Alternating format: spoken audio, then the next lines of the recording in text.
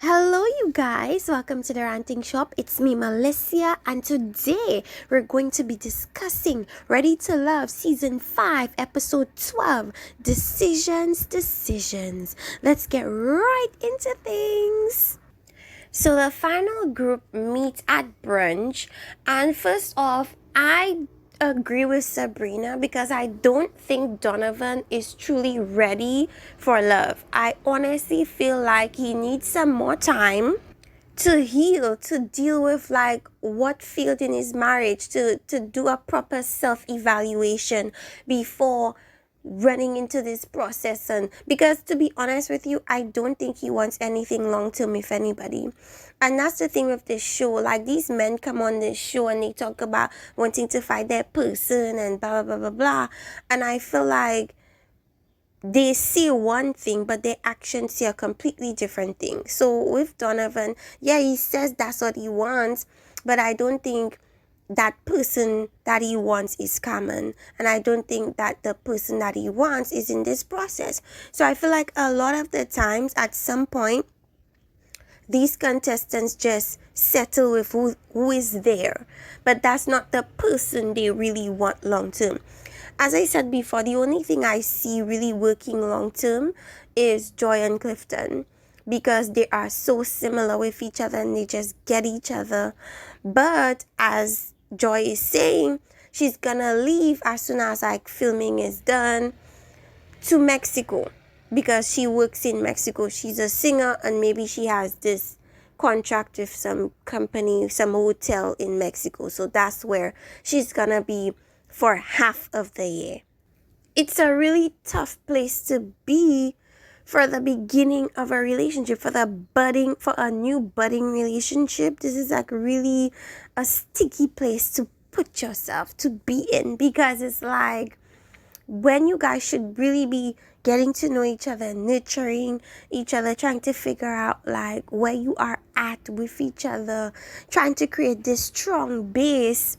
You can't really create that strong base if for most of the year you're hundreds of miles away from that person you want to build that connection with. So it's a very sticky situation. And people were saying to Joy, if you knew, you were gonna be away from home for 6 months at a time, why even join this process?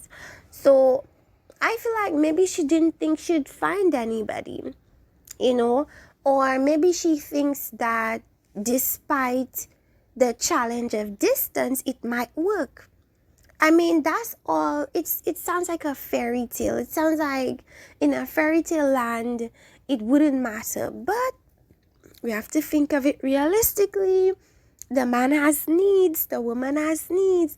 How is that gonna be fulfilled when you guys are not in any type of physical proximity? So in a sense, I don't know why Joy waited to tell Clifton this. Maybe he already knew, but from what we're getting, it's like he just is finding out this is gonna be something. And it's just unfair to Clifton, in my opinion. As for Dakia and Paul, I don't even want to waste a lot of time on them, because for me, they're just friends. Dakia knows that, Paul knows that. But the thing about it is, because Sabrina left and Demetrius left with her, it's kind of tricky now for Dakia and Paul to leave. I feel like one could have left, but two cannot leave, because with two leaving, it only leaves two couples, and it makes it too kind of predictable. So I feel like Dakia and Paul had no choice but to stay. One couple could have left, but one had to stay. And I just feel like this is just a matter of the show. That's why they're still here. It's a matter of the show. I really sincerely believe that producers kind of force them to stay on, because how would it look for 4 couples to leave before the finale? That would be crazy. So I feel like they were obligated to kind of stay. That's why they're still here. But there's no romantic connection there. One thing I have to disagree on though is people are saying that Sabrina kind of decided to leave because she knew that, or she had a feeling that Demetrius was gonna leave. I don't think that's the reason. I sincerely believe that Sabrina was gonna leave regardless of anything. And I understand people don't like how Sabrina went about this process, but I really don't see anything that wrong with how she maneuvered the process. I feel like people are forgetting that for you to really last in this process, you have to kind of have multiple connections, and some people you're not feeling, but you have to kind of cram them along, especially if you want to stay long, or if you see another connection that you want to nurture more. It's so tricky, and I feel like people don't understand how tricky it is, but yeah, I do not feel like Sabrina thought that Demetrius would send her home. I don't think that date was for Demetrius to send her home. I don't think that date was for Demetrius to quit. That date was for Sabrina to get the opportunity to leave. Because if it was a date for him to send Sabrina home, he would have sent her home. But she wanted to leave, so it didn't make sense. So anyways, let's get back into it. So the women have to introduce the men to their family members. And first off, we have Carmen, who is going to introduce Donovan to her mom and dad. And as she's saying, she's never really done that before. So let's see what happens. Carmen's parents don't play. They don't look like they're still together. They look like they're divorced. But the mom is a pastor. She doesn't look like, she's not here for the mess. And the dad is an ex-military man. Definitely not here for the mess. Already talking about putting him in a chokehold. This is about to be fun.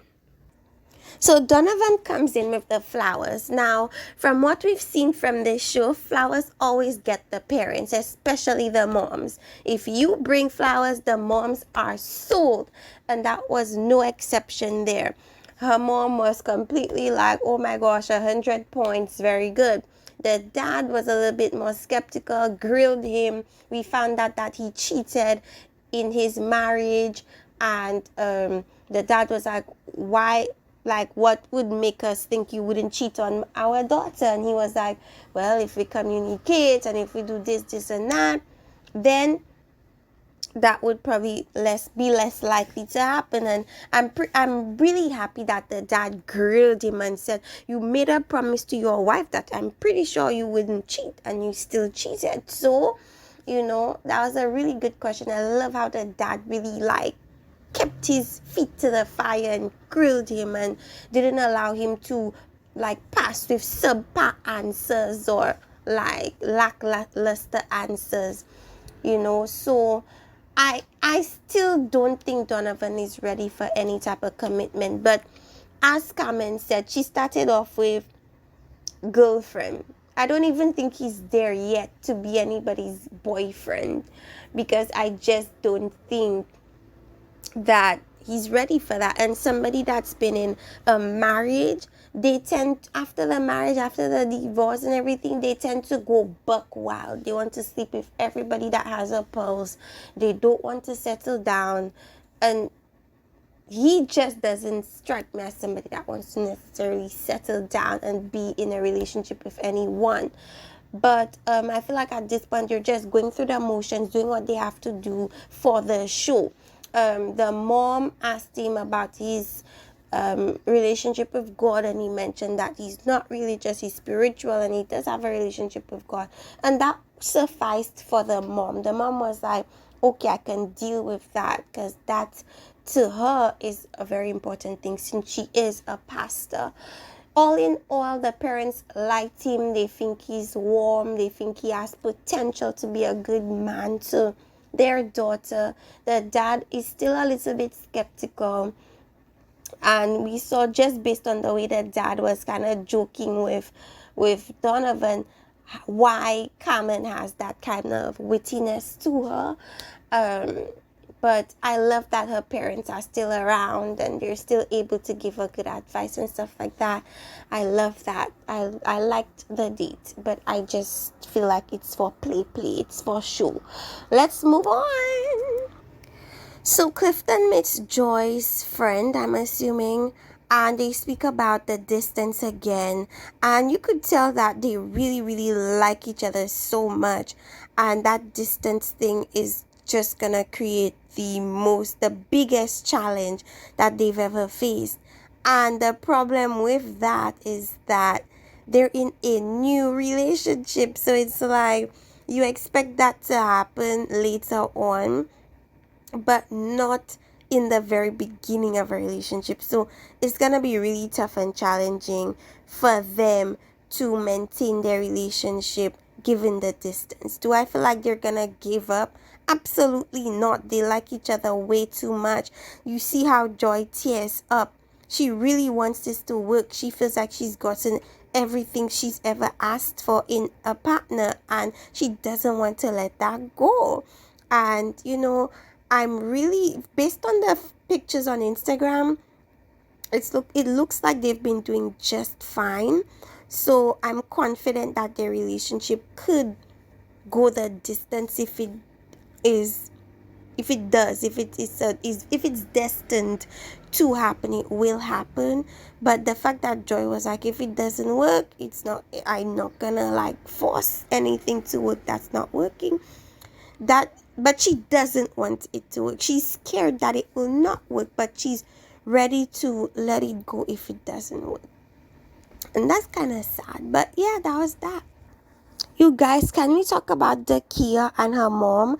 Remember when Dakia mentioned that she and her mom look just alike? She wasn't lying. Like, age-wise, they look like they're around the same age, which is crazy to me. Dakia and her mom look like they're the same age, which is crazy to me. That is not necessarily a compliment to the Kia. It's more so a compliment to her mom, because the Kia looks kind of old, and so her mom looking so close to her age makes her seem even older than she actually claims that she is, because she claims she's 39. I just don't see it. But anyway, Paul comes in. You notice he didn't bring any flowers for the mom, because I feel like his intention is not to really be in a serious place with the Kia. His intention is to start off enough to continue their friendship and see if there is a potential. So I understand why I didn't like try to woo the mom with flowers. But it's crazy that Paul looks like he could also be married to the Kia's mom. Paul looks like he's the Kia's mom's age, which is crazy to me. Actually, they all look like they're around the same age range. Like the Kia, her mom, and Paul look like they're like in the same age group, which is like insane to me. Which is why he probably found the Kia's mom attractive, because like she's closer to his age than the Kia is, but the Kia is not that far like back or whatever. Or maybe she is closer to his age. I don't know. But anyway, what did I take away from this date? Well, it's new. The Kia likes hanging out with him, but she really doesn't see any sexual or romantic chemistry there. When they were grilling Paul, they asked him a lot about his credit, and he was very forthcoming with that, because he claims to have something of a high credit score. And then they asked him about a primary care physician, I guess, because his brother, Dakia's brother, was like, you're old, like you're super old, which is funny, because his sister is kind of old too, and he's not giving her that same energy. But anyway, Then he spoke about his previous marriage. It lasted for 12 years, and he has twin daughters who are like 27 years old. So his children are grown. These people are grown. Imagine Dakia having a baby. I feel like Dakia, to me, has gone past that phase of really prioritizing being a mom. I feel like she's kind of more mature, and she at this point just wants a life partner as opposed to, somebody that wants kids. So on that, they kind of bond, because I don't feel like Paul wants children either. Paul has two grown girls. I don't feel like he wants to start over again. Neither does Dakia. So in that aspect, they do kind of work. I feel like they're so similar, and that's why they don't find each other attractive. And I've mentioned that several times. The same way people view Paul, the same way people view Dakia. Mature, professional, boring, and Dakia has tried to make us see that she's not this professional, boring person. But I mean, that's primarily what we see. And the date did go well, but again, she's not sure whether blah blah blah. This is all for the show. She knows very well that there's nothing there with Paul, and she's just going through the motions of a show talk. Like, these contestants say that production tells them what to say. I completely believe that.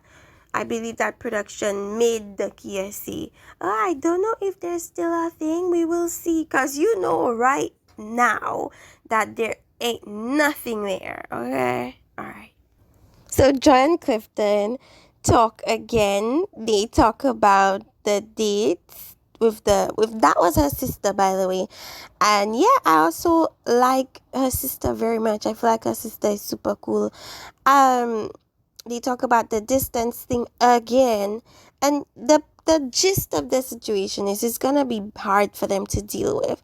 But Joy knew that, and she still went on to this process, knowing that there was a possibility that she would find love and she would have to make that sacrifice. I just don't feel as if she knew that it would be so strong and that it would be such a good connection. And so because of that, they're suffering. She feels like she can handle the distance, and I feel like most women can, because first of all, we don't have this big need to be sexual. And as Cliff says, he's a touchy person. He wants to feel on you. And so I feel like it will be more difficult for him to handle than she, because we tend to throw ourselves into other things, whether it be work, whether it be whatever it is. We tend to focus on other things, and we tend to be able to do that for long periods of time. Men tend to have a bigger issue because their focus is primarily touch, feel, sex, whatever it is. So I definitely feel like it's gonna be a challenge for Mr. Clifton. Let's see if he can, really stand up to the challenge. I think he can, because the way they love each other, they like each other so much, I could see it. And Joy is ready. Like, this is gonna be a piece of cake for her. She wants it. You could tell. That's why she gets so emotional. She really wants it. So then they joke about, she tears up, he comes to console her, they joke about sex. I feel like they're half joking, half serious as hell. Clifton was kind of caught off guard. I'm pretty sure he didn't expect Joy to say or mention the sex thing, but she did. She's like, I'm not leaving here without a good oh my goodness. Anyway, so they did that, and that was that. Lovely date. Love seeing them together. Hope it works out. So we're down to the very end, where the couples have to decide whether they want to choose each other or go their separate ways. So for Dakia and Paul, it's not only that Dakia sees there's nothing there romantically, Paul also knows that there's nothing there romantically right now. Sometimes you meet somebody and then there's this instant attraction, instant chemistry. it doesn't take very long, and there's somewhere you have to nurture it and grow it. But I don't think that the Kia wants to nurture it and grow it. But let's look. So Donovan and Carmen choose each other. Donovan did this a very similar thing that man did on the ultimatum, where he was like, we have an open ticket, we could fly anywhere, and he proposed that to Carmen a little bit prematurely, but she did end up saying yes. So they are gonna go on a trip. Hopefully they do go, because on the ultimatum they didn't end up going.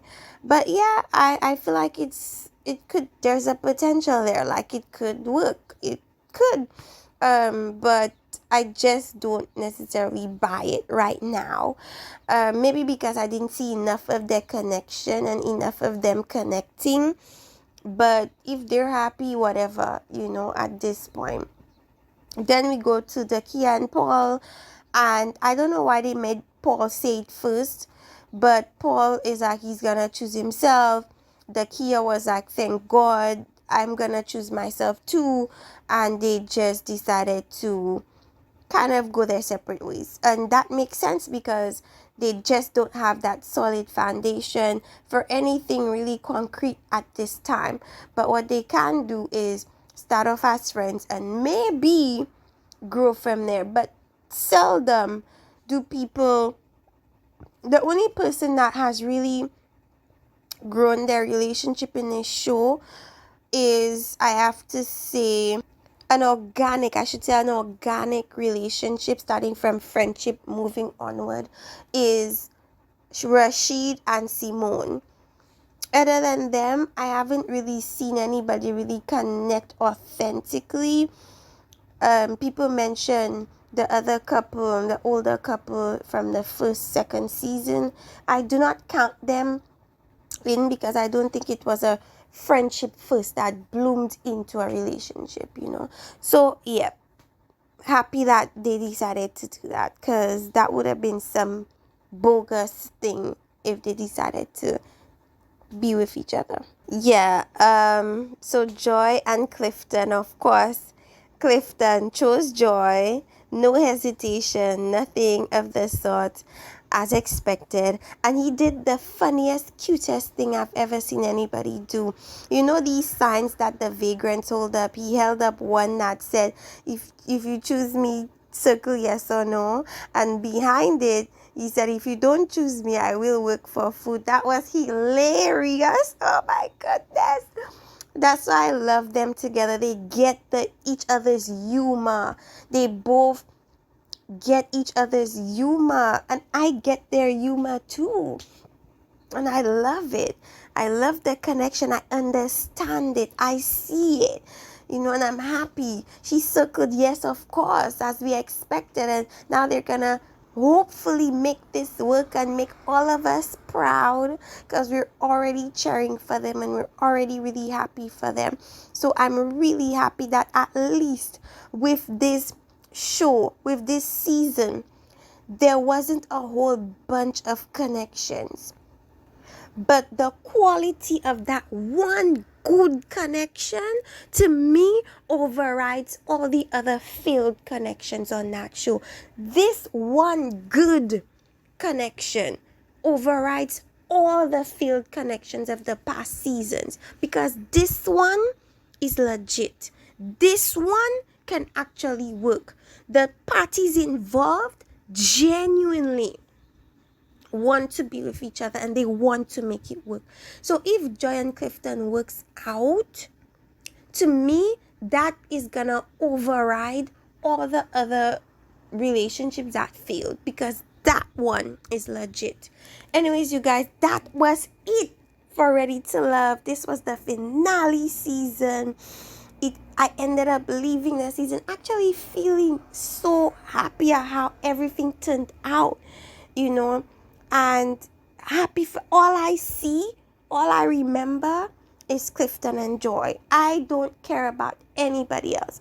But anyways, they're going right into the reunion. Let's see what that has in store for us. So in the reunion, you're gonna be grilling Sabrina, which I think everybody's gonna be here for. I'm curious to know who Donovan thought he was gonna end up with. Other than, like, to me, I don't think that that's any big deal. Like, if you felt like you're gonna end up with somebody else, if you were there earlier, so what? I as his girlfriend wouldn't be offended by that, because I'd be like, well, that is true, that there could be a possibility that that could have happened. So what? Precious and Laverne talked about him lying on the show, because on the show he said that it was Precious that told him about the plans to send him home, and then later we found out that Ace told Precious. Precious told Ace, sorry, and Ace was the one that told Donovan, Laverne. Anyways, it is what it is. You guys, let me know what you think about this episode. Like, subscribe.